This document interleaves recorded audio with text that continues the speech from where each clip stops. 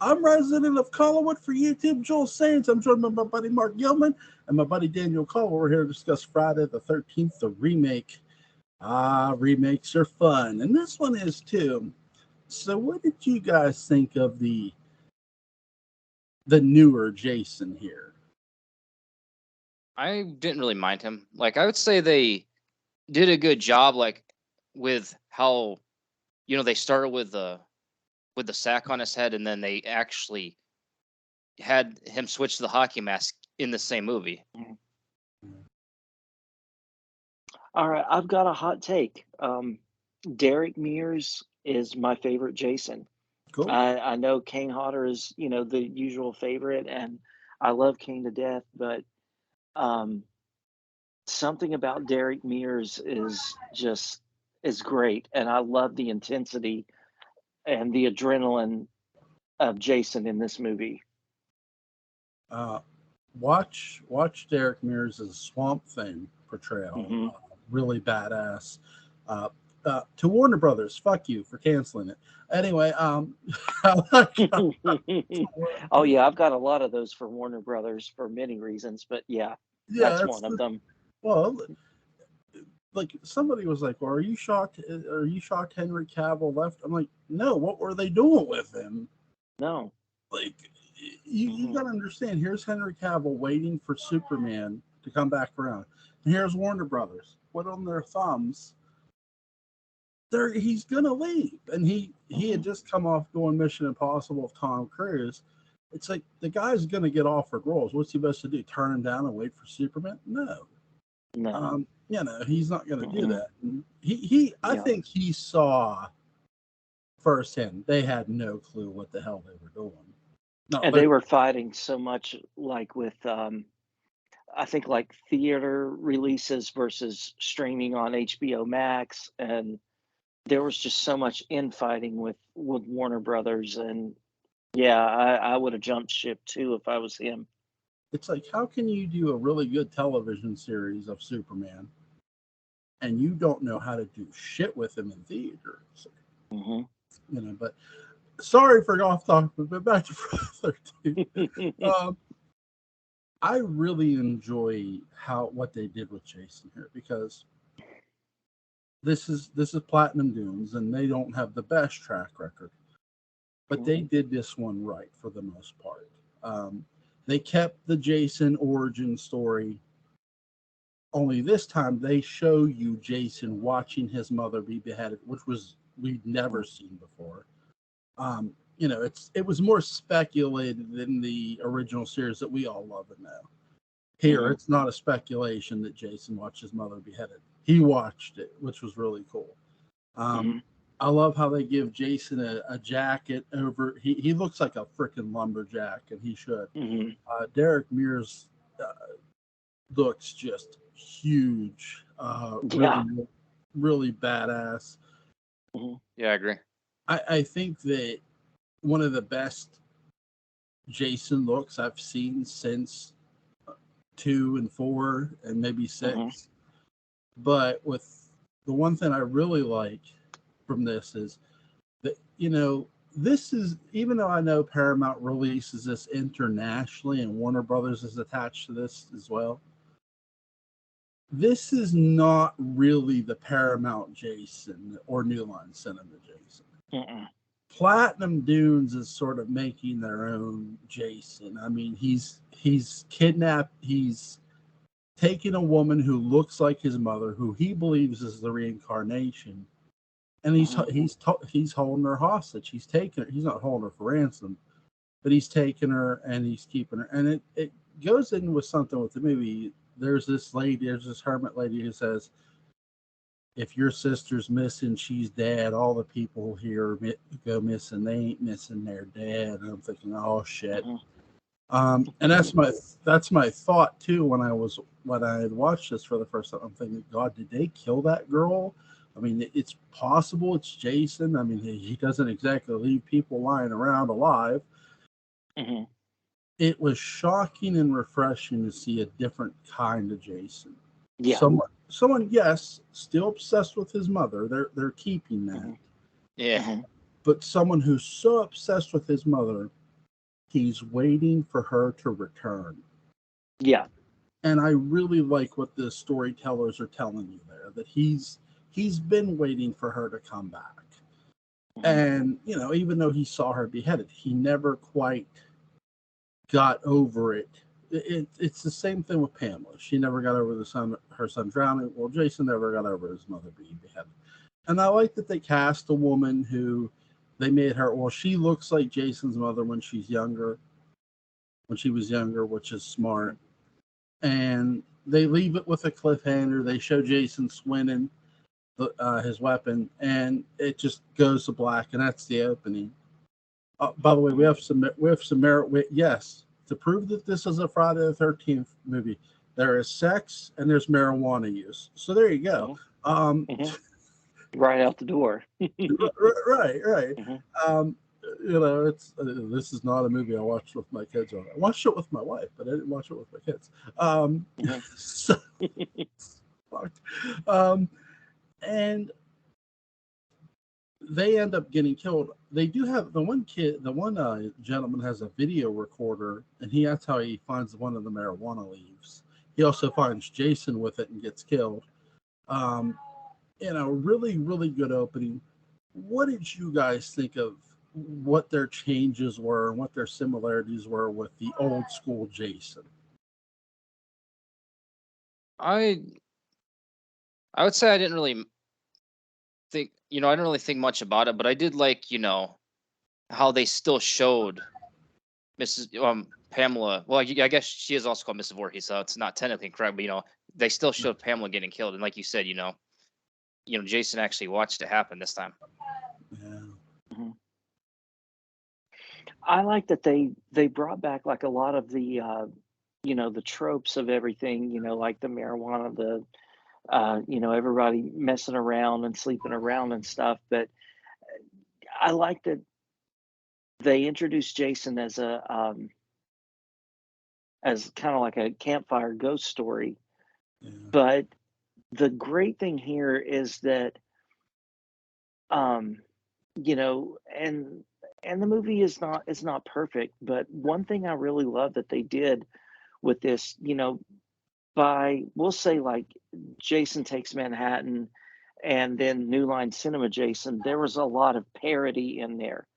And with Jason X, it was, there's a lot of comedy kind of intertwined with it. This brings back the fear factor and cranks it up to 10. And Jason is extremely feral and just like a hunter in this he's a lot more intense, and I think this movie lets you know right away, yeah, we're going to have a little bit of comedy with the people, but we're bringing the fear factor back to Jason. We're not going with the parody angle. We're bringing straight fear factor back. And here's a question for you guys. What did you think you have a huge television star from the show Supernatural being your main male protagonist? What did you think of that decision?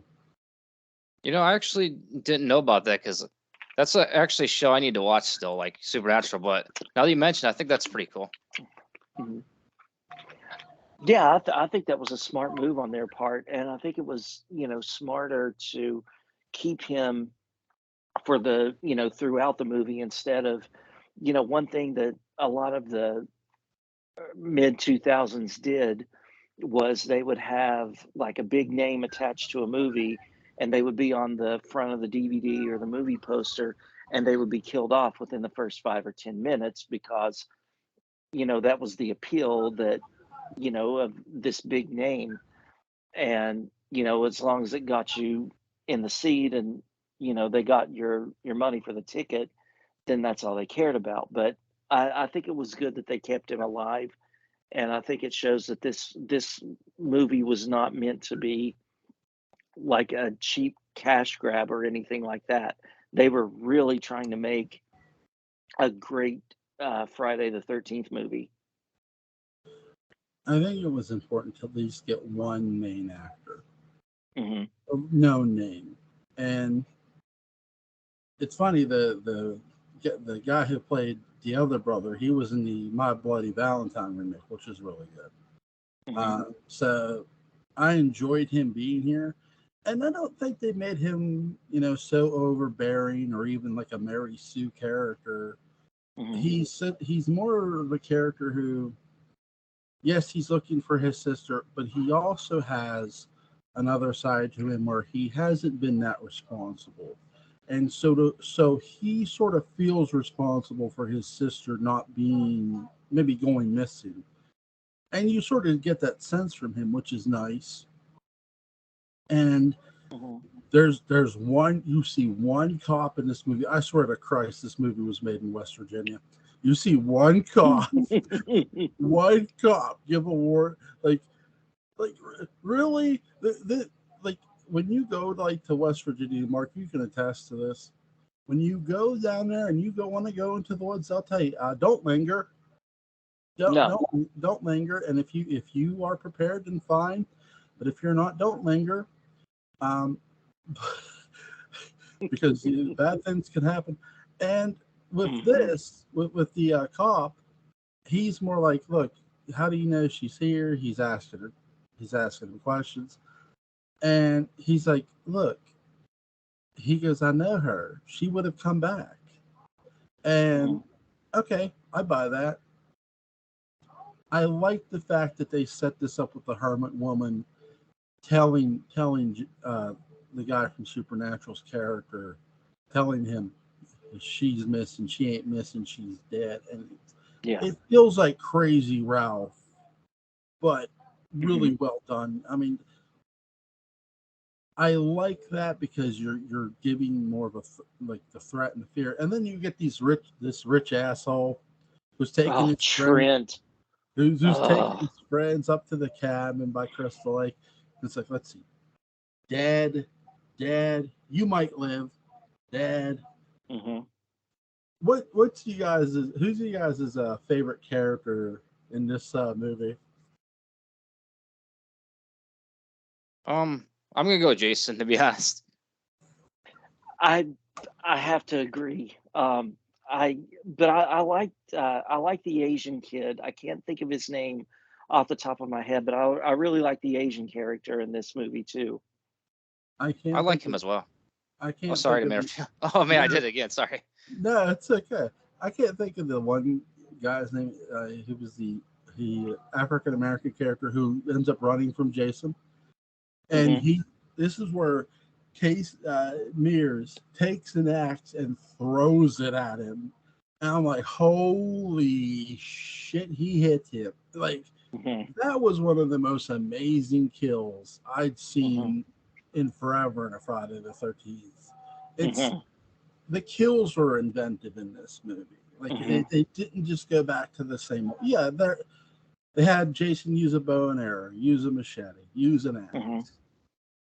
Really, And he had tunnels, I think, that he moved around in too.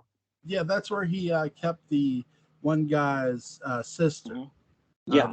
the, the girl who he thought it was his mother, um, Hmm. because he tries to offer her food. She doesn't take it, Hmm. which I don't mind. I could see her not taking food because we don't know how long she had been down there, Hmm. and I don't think a lot of time really passes, I don't but think so either. between her mother dying and her brother coming looking for her, I would maybe say like a month. Hmm. And it's like I could see her not really eating the food. I mean, you're getting offered worms, you know. Hmm. But yeah, Trent's a dick. Yeah, Some I always call him Trust Fund Trent. So I can't stand him. that's Burt Devlin's lost kid. Uh, Yeah. Trent. Um, just really good cast in this movie. The Hmm. characters are funny. A lot of them are relatable, Hmm. and you can tell they all have different. I like how each character has their own personality. Hmm. This Friday the 13th movie had it all. And then, for whatever reason, they could not decide on what to do with a sequel. I heard found footage, which would have made no sense. No. But overall, I give this movie a 9.5. And before I get you guys' rating, I want to ask you some more questions about the movie. What did you guys think of the entire Trent's crew here? I would say it was, I think they made okay choices. Well, I mean, not the characters, but when they were writing the story. Yeah. I didn't hear the question. I heard, what do you think of Trent something? I'm sorry. Trent's friends. Sorry. I mean, they were, I guess to me, they were typical, Friday the 13th characters for the most part. But I really think a couple of them, stood out, had their moments. They each had their moments, to where they weren't just, nameless people, but they were okay. I gotta tell you, when I was watching this movie back, Mm-hmm. I kept remembering something you said, Mark, about Michael Desbarres as Murdoch, hunting down for Jason. I kept envisioning that in this movie. I'm thinking that would have just been fucking funny. Mm-hmm. Because that motherfucker would have bought a flamethrower and been torching the woods. Fucking psychopath. Straight up. But great television character. But I really like how some of them realize how much of a dick Trent is. Oh yeah. And but they're also putting up with him. They're more putting up with him because he has money. That's what I was going to say. Trent comes with benefits in that way. Yeah, definitely. Except for his girlfriend, who chooses to leave. And I'm really shocked that character got killed off the way she did. Because it was such a redeemable character, and it was they did a lot to make the character likable. I guess that's their point. Hey, let's fool them, which I don't mind. I know the biggest controversy in this movie is the kidnapping sequence. Is Jason taking the guy's sister and having her under the tunnels? What did you guys think of that? What was it again? When Jason, the biggest controversy I've heard of this movie is when Jason kidnaps the guy's sister, he puts her under those tunnels. So what did you guys think of that? Good, bad, and different? I would say, yeah, it was just okay. Yeah. I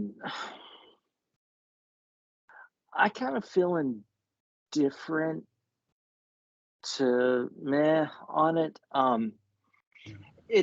I guess it just seemed odd to me that, someone who was, I mean, we saw, I think more than any other Friday the 13th movie, we saw the brutality of Jason times 10 in this movie. And it just seemed odd that, as much as he was just killing everyone that he could, that he stopped and kidnapped her and was holding her there. But at the same time, I mean, it was a different take, and it was a shocking take, to me. But I can go with it.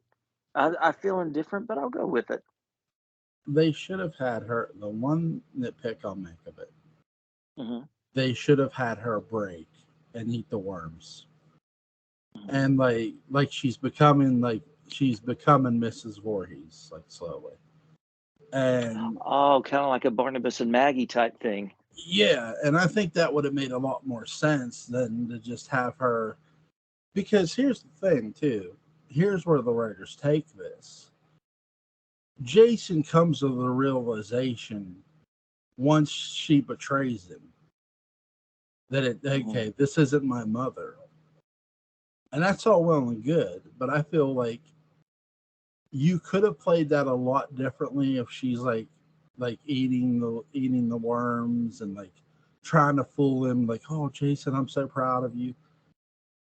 Doing that shit. And then, because look, when they always talk about when someone has you captive, usually you fall in love with your prisoner. You're the person who took you prisoner. And I think they could have done that with this. They don't. But I think that's their one biggest missed opportunity in this movie. I'll get to the second one here later, but that's my biggest issue with the kidnapping sequence. Not that they do it, what they do with it. Because they really don't do a hell of a whole lot other than have her escape. And then it's like, really, like, you could have had her do a lot more. But they don't.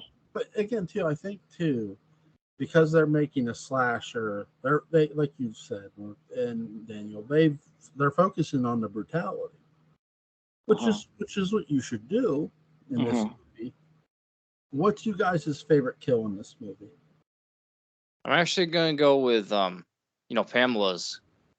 When I don't know if her name is still Alice in this version, but I know her name was Alice. When Alice killed Pamela. Like I said, I don't know if Alice is her name in this version though. Yeah. I'm going to say when he got the Asian kid in the shed and got his mask, there was something satisfying about that one. But at the same time, I'm going to go to the beginning when the guy ran, and I think he got his foot caught. I watched this a couple days ago. He got his foot caught in a bear trap, and Jason had the girl in a sleeping bag pretty much roasting inside of it. That was horrific to watch. That was absolutely horrific to watch. I'm torn between Jason shooting a bow and arrow while they're boating, and him just throwing that axe at that guy. Both are good, so I'll go with the bow. I'll go with the bow and arrow, because it's just not something we saw in the original, series, and I'm glad we got to see it here, and all the different kills we got were fun and exciting. Yes. What did you guys? I think we're all three big on Mears as Jason here. Where do you rank him among the Jasons? That's actually a question. I would say, I'm not sure. I would say Kane Hodder would be, above him at least, though. Yeah. He's number one for me. I like Kane Hodder. My number one. No, I have a number one, and it's the guy from Jason Lives. The guy who played Jason in Jason Lives.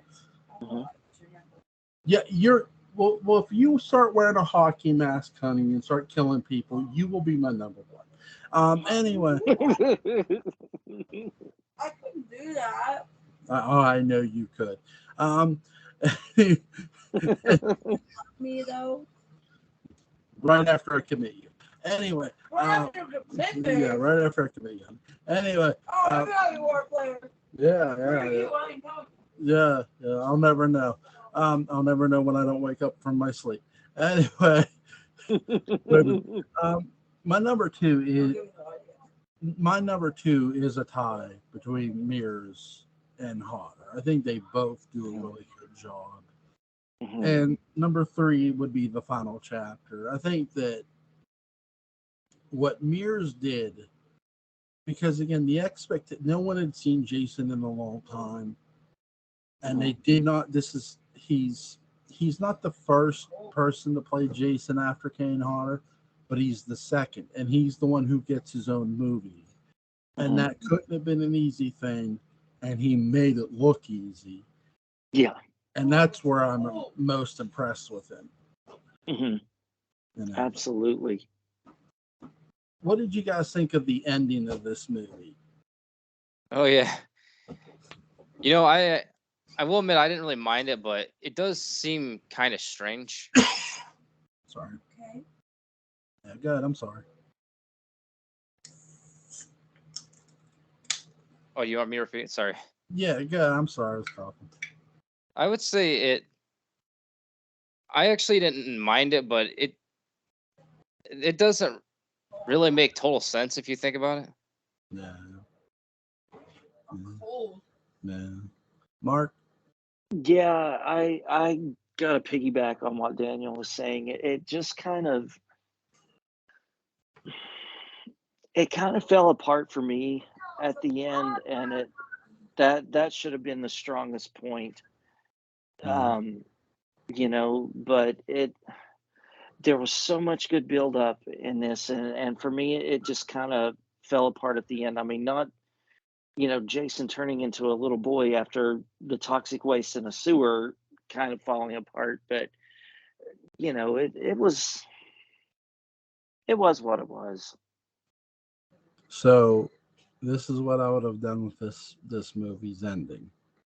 Mhm. They're running back through the tunnels, and then the house is lit by gas, so there's a gas leak. Mhm. Not only does the house explode, but the tunnels are on fire and the tunnels collapse. So the tunnels are hit or no more. So there's no evidence of them. The house goes, and there's a secondary explosion that knocks out the guy who was from uh, Supernatural, who was in this movie. Mhm. When he wakes up, the police are arresting him. There's no sign of his sister at all. There's no sign of her. They're arresting him because the only body they found was the one kid who got hit with. They found some bodies though. There was a guy who owned like a farm or something where Jason got the mask, and they found that body. They found the body of the guy with the axe in his back. Some of the bodies are burnt up, ashes.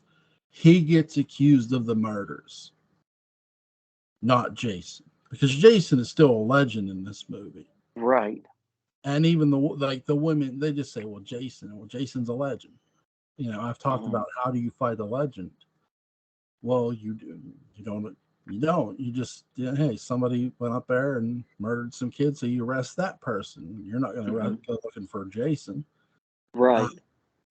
So he's on death row, and then a group of Boy Scouts goes up to Camp Crystal Lake, and and people lose contact with the kids, and okay, clearly the man on death row didn't do anything to those kids, so what do we do? So he's expendable. They say, okay, you want to prove yourself? They send him in to find the kids, because he's expendable, and Mhm. if he does, he does. If he doesn't, well, we know at least you're not a murderer this time. Mhm. They could have did that, and it would have been better than Jason jumping out of the water. Then Yes. Jason's body in the water, and then the mask made no sense. Mhm. Um, that was the weakest point of this movie. Um, we all know Jason Take Manhattan's weakest point is just as bad. It's actually worse. But this, I think that's the thing. They had my biggest nitpick of this movie is its ending. Mhm.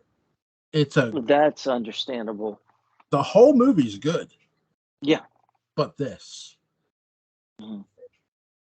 Yeah, because I mean they've been doing their own thing and not repeating anything that came before and doing a lot of new things, and then just that it just kind of fell flat for me. man, It just really ended on a sour note.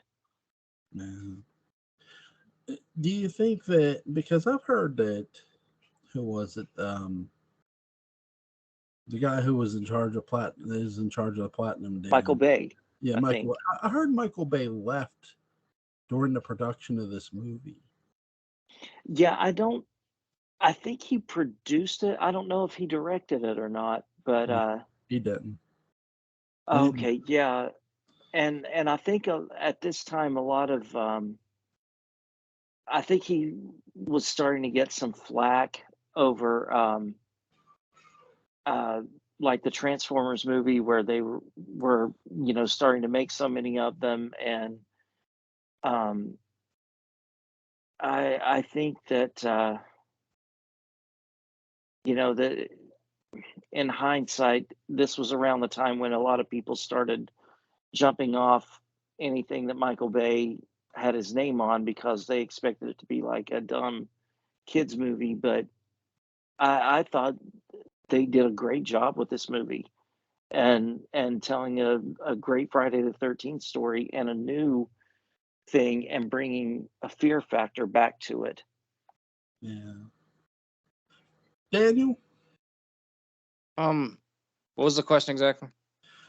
what did you think overall of the movie, and do you think, because there was rumors that Michael Bay left production during the movie, do you think that hurt the movie if he did? To be honest, I don't think it did. Like, No. I actually thought this movie was just okay, to be honest, but that's just my opinion. But I don't think the Michael Bay thing did hurt it because, like, Mark was talking about, this is when Michael Bay, around the time Michael Bay kind of started having a bad reputation, Mhm. Yeah. And I know a lot of people, joke about how like his movies have a bunch of explosions, so I could have actually went with the ending you were talking about. Yeah, Yeah. I Yeah. think you wrote a great ending for this film. Well, here's the thing. I mean, Michael Bay is so used to action, and this is his first horror attempt, and it's really a good movie. Mhm. But that ending, it's like, look, I'm all for nostalgia if it's good, but when it's bad, and there's no going back once you put it in there. Yeah. Yeah, Wasn't he involved with the Texas Chainsaw Massacre remake as well? I believe so. Mhm. Yeah, I think that was a Platinum Dunes, but yeah, it I hated that they tried to kind of copy the original ending because everybody had seen that already, and it was no surprise, and it was just weak.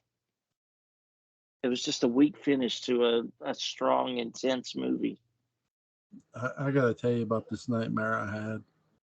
Uh-oh. I was dreaming about the Halloween franchise, and I Mhm. was by my computer, and it said breaking news, new writer hired. Mhm. I'm all excited, and it said Seth Graham Smith hired to write a new Halloween. I woke up like going, no. Have you guys seen Talladega Nights, The Yeah, Ballad of Ricky Bobby? yeah, that's Okay, funny. I've got something to say in response to that. Don't you say that, Jules Saints. Don't you bring that evil on us. Oh my god. Oh, shake and bake, But baby. Shake and bake. yeah, but we were talking about Warner Brothers earlier. Yeah, the 2012 Dark Shadows movie was when I started having my beef with Warner Brothers. Here's the biggest issue with that too. Dark Shadows, Warner Brothers for a long time. I think when they decide, in my opinion, I can't prove this. Once the '04 unaired pilot didn't air and there was no series, I think they were ready to Chuck get, it. yeah. But Johnny Depp, fan of it. Oh, I want to do Dark Shadows. And at the time he announced it, Johnny Depp is the biggest name, you know. So what's Mhm. Warner Brothers going to do? Tell him no? No, they're not. Mhm. And then now I was listening to Penny Dreadful's podcast. They had read the original script for this movie, which is better than what Seth Graham Smith wrote, which isn't a shock. I was going to say, what other way could it go? Right. It can't get any worse. It didn't, thank God. But again, it's more because of the incompetence of Seth Grahame-Smith as well. Mhm. The biggest issue with the 2012 movie, number one, it's rushed. As much as I applaud them getting it out, it was rushed, and them scrapping one story for another for a rewrite, and hiring Seth Grahame-Smith to do the rewrite. Who, by the way, Seth Grahame-Smith, who did Abraham Lincoln Vampire Hunter, which is a piece of shit movie too, with Tim Burton directing, just awful. And the fact that they hire a writer who's basically there to do a job and not a good one. Again, if I'd have been on set, I wouldn't have wanted to write it. I'd have just said, I have a suggestion, and it would say, what's your suggestion? I'm taking a typewriter or computer. I'm taking blank spaces. Yes, Miss Laura Parker, would you mind writing this movie for us? Yes. Because I guarantee you, she would have fucking nailed this with her eyes shut. Wrote great books, Dark Shadows of Salem Branch, Dark Shadows, Heiress of Collinwood. And, they have writers in David Selby, Laura Parker, Kathleen Lee Scott there. They're not just actors. They all three can write. And you mean to tell me you stick with Seth Grahame-Smith?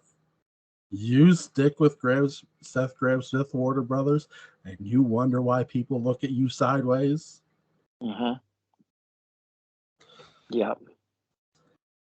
God. Yep. Yeah. Like, could you imagine? And here's where Tim Burton deserves the criticism. He's the one who brought Seth Grahame-Smith on board. Yeah. And basically it was do as I say, not do as I say, not as I do. Do I give Johnny Depp any flack? No. I don't think Johnny Depp deserves the heat he gets. I think Johnny Depp was along for the ride. And again, and he was a longtime friend with Tim, so yeah. And here's the thing too. At the time they're doing Dark Shadows, he already just finished 2 other movies that were in production. And after Dark Shadows, he's got another movie in production. Again, at the time he's doing this movie, he's the busiest guy in the world. I'm not making that as an excuse. It's fact. He was. It's unfortunate that not enough time was spent on planning a proper Dark Shadows movie. To me, the 2 proper Dark Shadows movies we get is House of Dark Shadows, and even though Night of Dark Shadows isn't completely like all there, that movie is still better than 2012. Because newsflash, Dan Curtis knew what the hell he was doing. Bro, could you imagine, if Dan Curtis had been alive, there's no way they're doing this movie, right? No way. No, he would have cleaned house and got a lot more competent people to do this. Yeah, he would have. I mean, he had a lot of great writers on Dark Shadows: Sam Hall, Malcolm Morgenstein, Gordon Russell. So many good writers. Leila Swift was one of the directors. My God, Dan had a lot of talented people, but Dan knew how to recognize talent. He wasn't. I'm not sitting here saying Dan Curtis wasn't in it for money. Yeah, he was in it for money, but he was also in it to do the shit right. Right. It's about making a dollar, but we're not going to make a dollar if we do it wrong. Right. That's true. I think that's the thing. When Dan Curtis did Winds of War, and he come back in the 90s and did the revival, holy shit, did he change some things. But the right things to make it look like he wasn't trying to make the 91 revival look like the 60s series. Right. And that's one of the smartest things you can do, really. Mm-hmm. He knew, like, you know. I think a lot of the changes he made were for the better. Yeah. Yeah, I think he really improved on what he, and that was the great thing about Dan Curtis, was he was always, like a renovator of things. He took great stories and made them better, like Dracula, Frankenstein, um, all these things, and made them so much better in Dark Shadows. And then in 1991, you got to see him take things like the story of Barnabas and Jeremiah. Instead of them being uncle and nephew, it raised the stakes by making them brothers. Yeah. And having the same actress play Victoria as Josette was definitely a win-win. And Joanna Going pulled both off flawlessly. Was that Anthony's Angelica's pure psychotic, bro? Yes, she is. Yeah. As gorgeous as she is dangerous. Yeah. I mean, that's they let me tell you, And Ben Cross was great and did his own thing and made it awesome. I've talked about that too, not only on my Mm-hmm. channel but to anybody who will listen. Ben Cross, here's a guy, though he's not playing Jonathan's Barnabas. He's getting to play his own. But he's the first actor since Jonathan to play Barnabas. Mm-hmm. That's big shoes to fill no matter what. Yeah. And the fact that he doesn't crumble, he brings his own swagger to it. Mm-hmm. And it takes nothing away from the character he's portraying. It doesn't. And there's such a stark contrast between, like, when we go in 1795 in the 91 show, Ben is such a soft, plays such a soft, likable character of Barnabas. He's such a kind man. And then you really see him flip the switch when he gets cursed as the vampire. I like how they're joking about Millicent putting the bag over Millicent's head. Yeah. Oh, Yeah, that was great. now there were a lot of rumors about Quentin in the 91 revival. Who would you have cast?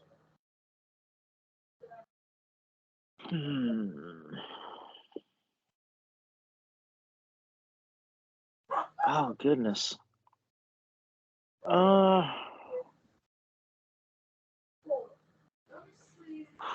I'm trying to go back in the late 80s, early 90s and think of some people. Man, I don't know. Daniel, who would you have cast in the 91 revival as Quentin if they would have did the character? That's actually a good question.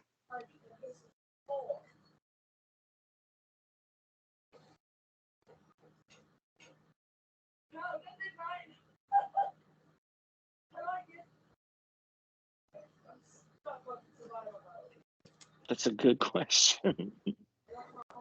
I asked the tough ones. Yeah. Oh, man. Okay, I've got somebody in mind. Good. I want to say Tim Daly. Oh, nice. Nice. I want to go with Tim Daly. I think he would have been, because he's got those, he's got the height and, the kind of strength and looks and chisel of Quentin. I want to go with Tim Daly.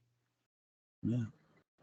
Well, I thought of someone, but I'm probably going to pronounce his name wrong, but Charles Cyphers, the guy that played Lee Brackett in Halloween?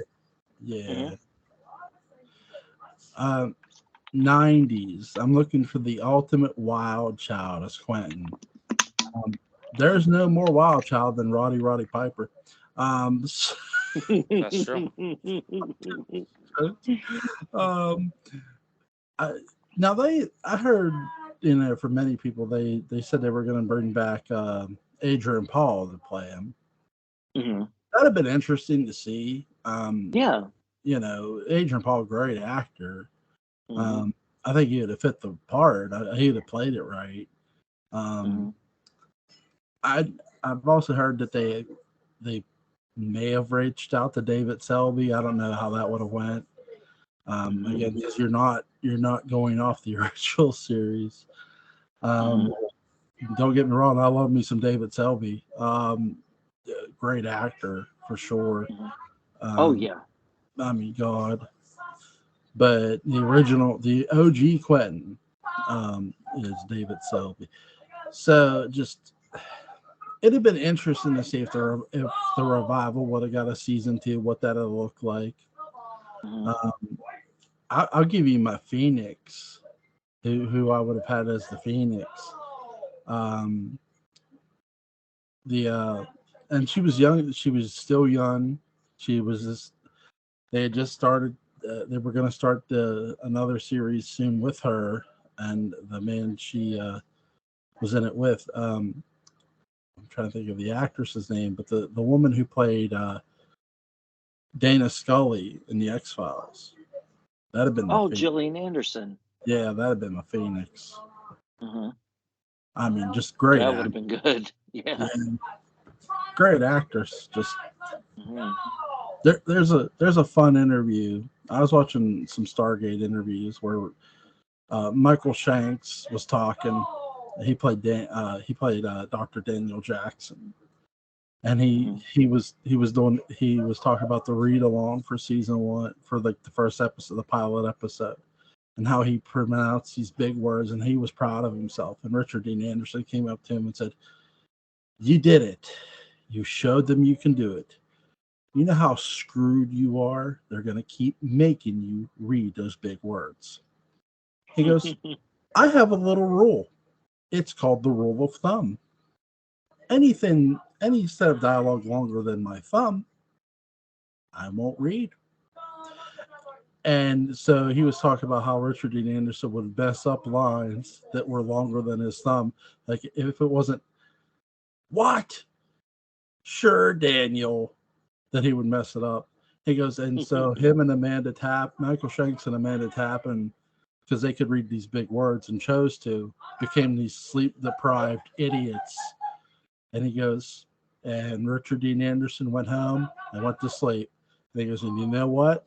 He was absolutely right. Well, you know who I'd get as the as the Phoenix. I know this might sound like a weird option. I mean, yeah, a strange one to get, but I would get Jamie Lee Curtis to play her. Yeah. Why not? I think she'd be able to. Yeah. Mark, who would you cast? Who would you have cast?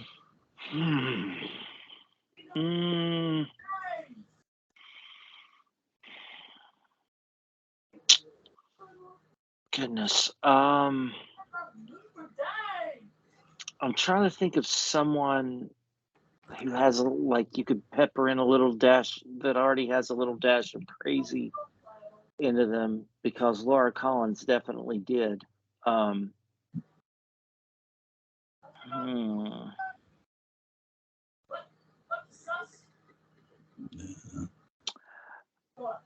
don't know if they would have gotten her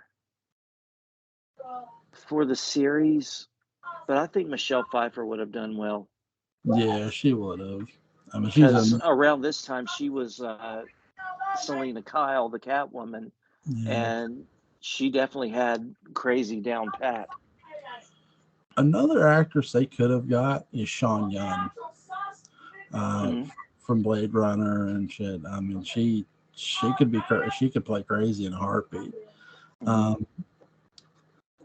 Jim Fay's Willie Loomis is funny as hell. Yeah, it is. Just a funny deal. So we tackled the Friday the 13th remake. Guys, scale of 1 to 10, where do you put this movie? I would put it at. I would give it a 6.5 out of 10, because, like I said, I just thought it was okay, but I will admit it's definitely one of the better, slasher remakes. Yeah. I'm gonna go with an 8 out of 10. I think everything Friday the 13th they did right. They did a lot of new and inventive things. Everything they did with Jason and right down to the casting of Mears was a perfect 10. I've just got to take points off on the ending, and I really think that they did it right for the most part. I mean, for me anyway, because I prefer fear over camp and parody. So, and they brought it back, which is what I wanted. I'm gonna give this a 9. My deduct is for the end, but I would just like to please just change the end. Do anything, anything but that. And it's a pure 10, but I mean it's a fun movie. It's a good watch. Purely entertaining from start to finish. You know, even though I don't love the ending, and none of us do, it's an entertaining movie. But no, I haven't watched the unrated cut. Was it a lot? Have you guys watched that? Was it a lot different than the theatrical? It's a lot more gory, I think, in my opinion. Oh, okay. But like, I'm trying to think what they do exactly different. I can't remember because it's been so long. I do know the gore is turned again. It's unrated, so the gore is turned way up. But other than that, like I can't remember much other than that. So I apologize. It's been forever. Oh no, it's okay. I didn't know if because I know sometimes director's cuts will completely change a story. There was a lot different in Rob Zombie's Halloween 2 and with the director's cut, and I think in Jason Goes to Hell, the alternate cut was a lot different. But I just wasn't sure if it changed very much. So it probably just ups the gore and the okay. What's something you guys want to discuss next? We've tackled Friday the 13th. I'll let you gentlemen pick.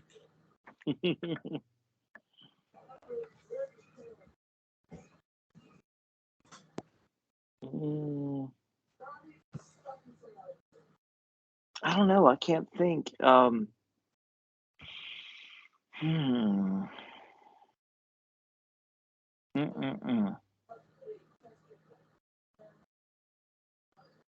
We could always discuss some Dark Shadows. That's what I'm thinking. Yeah. That'd be a good idea. Mm-hmm. You know, I was thinking one. Okay. No, Daniel's been watching it, so. Oh yeah, I was thinking of one, but honestly, there's not really a lot of content.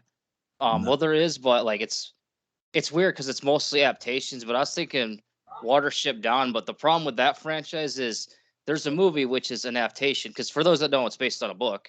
Then there's a TV series which is kind of hard to find in America. But again, an adaptation, and then there's a miniseries, and again, it's another adaptation. You want to know the best place to buy movies that are hard to find still to this day? And no, it's not a DVD store. Go to a flea market and you'll just get lucky. That sounds stupid, but trust, like, you could not, like, there was a time you could not get Halloween 3 Season of the Witch in the store. Oh wow. Because there was no FYE at the time here, like in Western Pennsylvania for a while. I think one didn't show up, I think, till 95, 96. So this was 92. I was looking for it on VHS. I go to a freaking flea market and there it is. Oh wow. There it fucking, like, just sitting there. Nice. How much do you want for that? $3. Sold. Oh wow, that's pretty cool. Done. Like, dude, I'm just like, that's what I mean. Like, I don't really like people like, do you go to a flea market? Yeah, I do, because you'll find some amazing shit there. I'm not saying you'll find exactly what you're looking for there, because I haven't always found everything that I've been looking for, but you will find stuff there. Not because look, there's no FYE is no longer around in Western Pennsylvania. The malls are dying. Yeah. Walmart. Well, don't get me wrong. I like Walmart. I like Target, but they don't have the same range as those stores did from a sales standpoint. No, they do not. And really, I get the feeling that once they're the only stores available, they're going to be dicks when it comes to content. Oh yeah, I can see that. They're going to pick and choose what they put in there. So I like when I told somebody, I'm like, go to a flea market. They looked at me sideways. I'm like, I'm telling you. I'm like, go to a flea market. Like you're going to get it used, but it's like this. I'd rather have it than not. Oh, that's true. I got two other friends I thought about is, of course, A Nightmare on Elm Street. Yes. And Psycho. But Psycho, it kind of depends how you guys want to do that. Because Psycho, as you know, there's movies, but then there's a TV movie that was actually supposed to start a TV show back in the 80s called Bates Motel. And then there's Bates Motel, the series that ended up making it. Yeah. Psycho 2 is really, really good. Psycho 2 is really, really good. Oh, and there's also the remake, but we could probably just skip the remake entirely because for those that don't know, Psycho, the remake is literally a shot-for-shot remake. We can't skip the remake, my friend. We can't do that, can we? Can we? We can't do that because it. I'll say this about that remake. Had they actually took their time and made that thing their own movie, we might be having we would probably be having a different discussion. It's sort of like, okay, we just talked about Friday the 13th and how different it is from what we knew. Why is it when it comes to remakes, you'll get really, really good ones and you'll get ones that are giant pieces of shit and all for the wrong reasons. So that's true. Okay, so what do you guys want to discuss? Psycho. What do you guys want to discuss? Is it okay if I think about it and get back to you guys? Absolutely. Yeah, that's fine. Absolutely. Okay, great. Go check out the Superman video I sent you, guys. It's really, really good. Doomsday looks amazing. He looks better in there than he did in the movie. That's saying something. For Mark Gillman and Daniel Culver, I'm Joel Saints. Guys, first of all, thank you so much for coming down here. Thank you, man. It is so fun. It's a lot of fun. Take care, guys. Enjoy the rest of your 4th of July holiday. You too, bro. Take care. You too. Bye-bye.